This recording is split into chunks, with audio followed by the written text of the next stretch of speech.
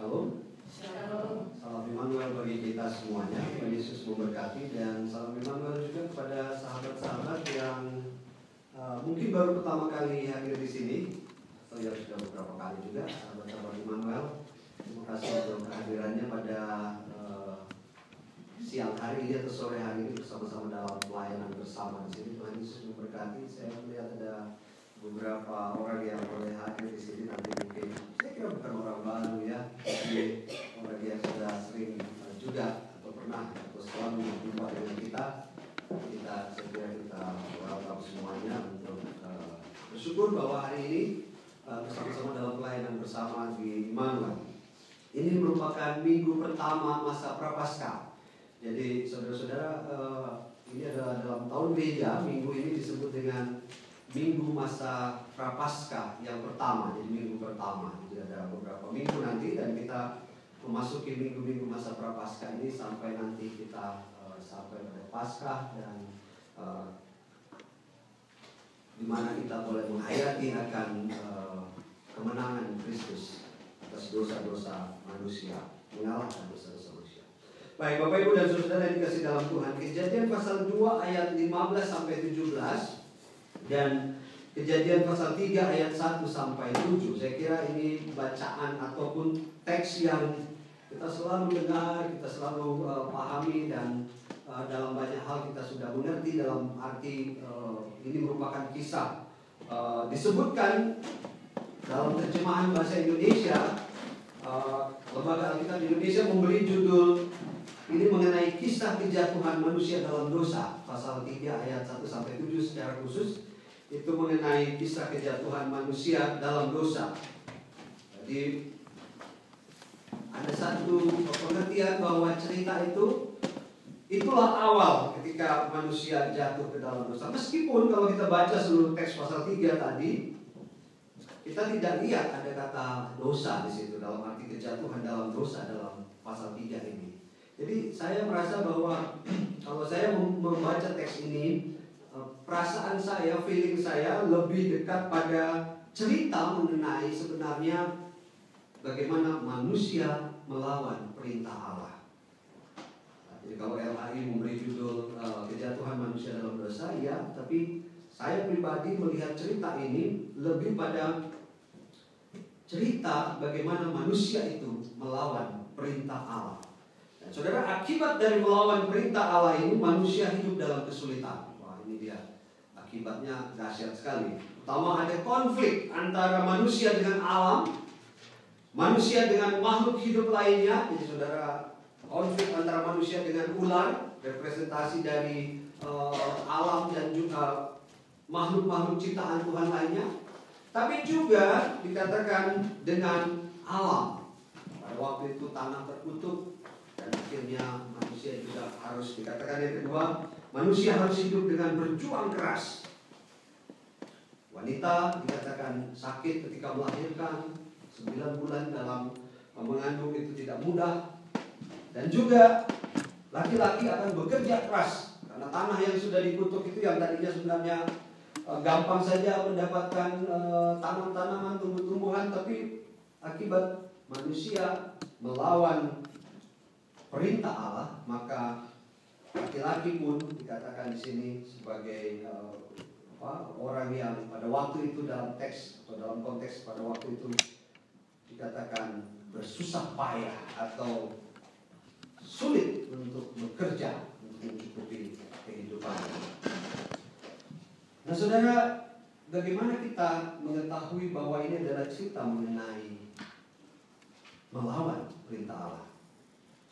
Kita tahu bahwa ini merupakan bagaimana manusia melawan perintah Allah. How do we know that this is a story about the man against God's command? Jadi kalau kita perhatikan dialog antara Allah dan manusia, Adam, dan dialog antara perempuan Daud dan ular, ini menarik. Kita tahu bahwa di ayat yang kita baca tadi ada conversation, ada percakapan. Allah bilang kepada manusia, kepada di ayat pasal 2 ayat 15 sampai 17, Allah bilang, manusia, pada waktu itu Adam, manusia, kamu jangan makan ini buah ini. Jangan makan buah yang ada di tengah-tengah taman ini. Tapi kemudian dalam perjalanan bersama-sama dengan Hawa, kemudian ada ular. Dan ular bilang kepada Hawa bagaimana? Makan aja buah ini. Kalau makan buah ini malah kamu akan dapat pengertian. Dan apa yang terjadi kita sudah tahu kan?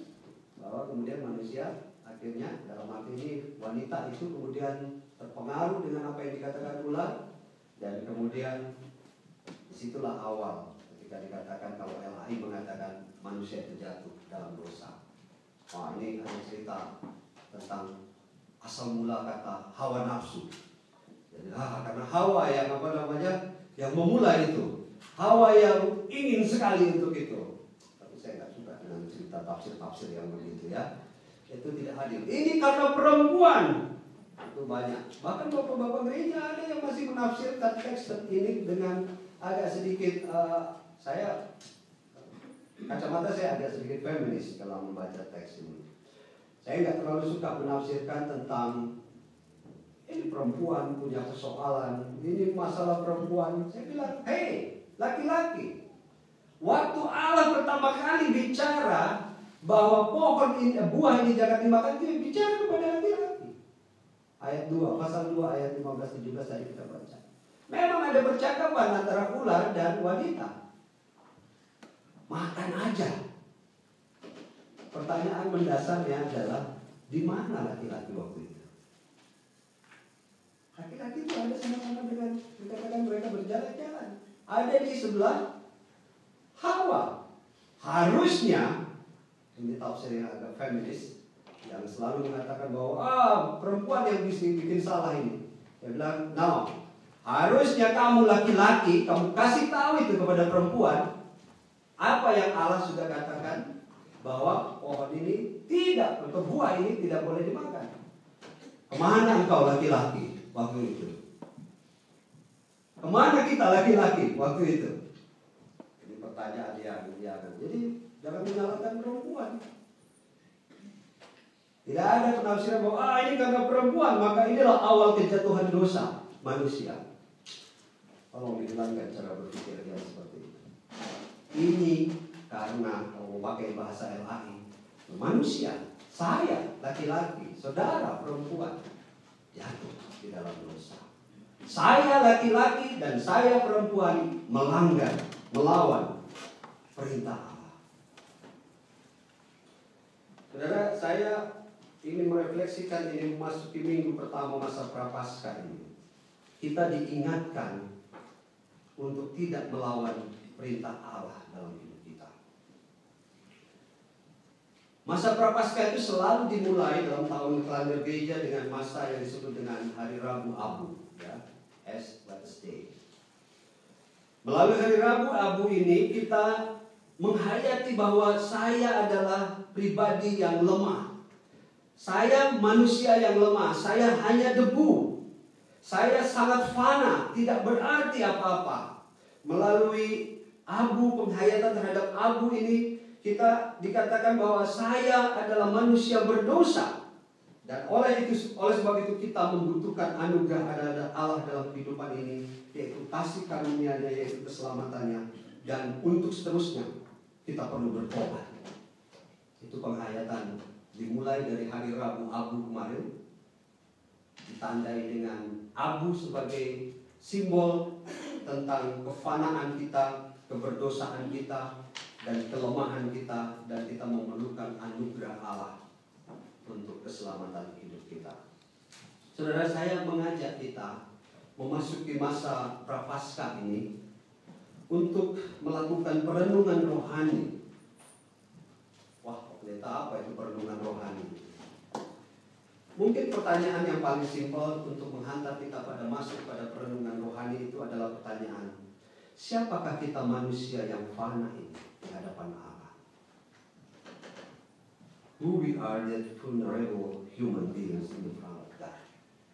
Siapa saya, siapa kita, laki-laki dan perempuan yang adalah manusia yang fana ini di hadapan Allah. Saudara, mungkin istri dan suami, anak-anak, atau dalam perjalanan di mobil, atau sambil makan di restoran ketika selesai makan, coba bicarakan ini. Siapakah saya, kita manusia yang fana ini di hadapan Allah? Saya dan saudara mungkin punya jabatan. Saya dan saudara mungkin punya kepintaran. Saya dan saudara mungkin adalah orang-orang yang bekerja keras, menghasilkan banyak uang, mengalami keberhasilan meskipun ada juga kegagalan. Hidup di Amerika yang diimpikan oleh banyak orang untuk bisa sampai ke sini. Punya anak-anak yang masih sekolah atau yang sudah berhasil dalam pendidikan. Punya masa depan. Punya harta warisan yang banyak. Punya uang pensiun dan lain-lain.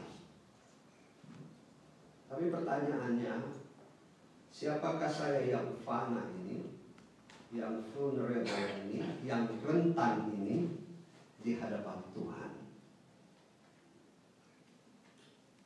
Kalau kita bisa menjawab pertanyaan ini dengan baik, dan saya yakin pasti saudara dan saya bisa menjawabnya, maka kita tahu betul bahwa betapa kita hari ini dan hari-hari yang ke depan sangat memerlukan Allah dalam kehidupan kita saat ini. Dan untuk itu kita tidak akan pernah melawan perintah Allah. Saya mengajak juga di masa Prapaskah ini untuk melihat kembali pada diri kita, secara khusus jemaat Immanuel, sahabat-sahabat Immanuel yang ada di sini, yang hari ini hadir di sini. Nanti ada rapat jemaat, kita akan ada rapat jemaat. Saya ingin mengajak kita memasuki masa Prapaskah ini dengan bertanya, siapakah saya Immanuel? Saya dan saudara. Saya dan saudara-saudara sahabat-sahabat Immanuel, siapakah saya? Secara khusus jemaat Immanuel, bulan April depan kita akan memasuki usia yang ke-9 tahun sebagai jemaat Immanuel. Bagaimana pelayanan kita? Bagaimana relasi-relasi kita satu dengan yang lainnya? Bagaimana program-program jemaat kita? Bagaimana pelayanan session? Bagaimana pendeta? Bagaimana komisi-komisi? Bagaimana semua hal yang kita mau lakukan? Kita bisa tanyakan, siapakah saya Immanuel? Tapi sebelum kita menanyakan itu, apakah dalam rapat jemaat, apakah nanti dalam pertemuan ini, tapi coba tanyakan hal itu terlebih dahulu kepada diri kita sebagai jemaat Immanuel. Siapakah saya yang sudah melayani Tuhan di jemaat Immanuel ini? Kalau saya dan saudara serius menanyakan ini kepada diri saya dan kepada diri saudara dalam masa Prapaskah ini, saya pribadi, kalau ini ditanyakan kepada diri saya, siapakah saya, Pendeta Victor Hamel, yang sudah melayani Tuhan di jemaat Immanuel ini? Saya akan merasa begini. Saya sering merasa malu. Karena sebenarnya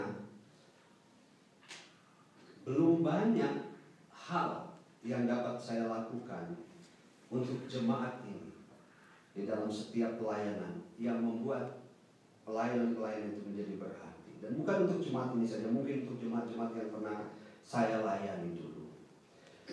Saya merasa malu kalau pertanyaan ini datang kepada saya, siapakah engkau Victor Hamel yang sudah melayani Tuhan di jemaat Immanuel ini? Saya sering merasa malu karena sebenarnya belum banyak melakukan pelayanan yang berarti untuk jemaat ini. Saya malu seperti manusia di Taman Eden, yang malu karena mereka telanjang dan untuk itu mereka membuat pakaian sederhana dari daun-daun pohon ara. Saya malu seperti Adam dan Hawa ketika mereka sadar, saya telanjang. Dan oleh sebab itu, saya mengambil daun-daun pohon ara dan kemudian masih sangat sederhana menaruhnya menutupi ketelanjangan saya. Demikian saya pun sering merasa malu dengan ketelanjangan saya, yaitu kelemahan dan ketidaksempurnaan dalam pelayanan-pelayanan saya.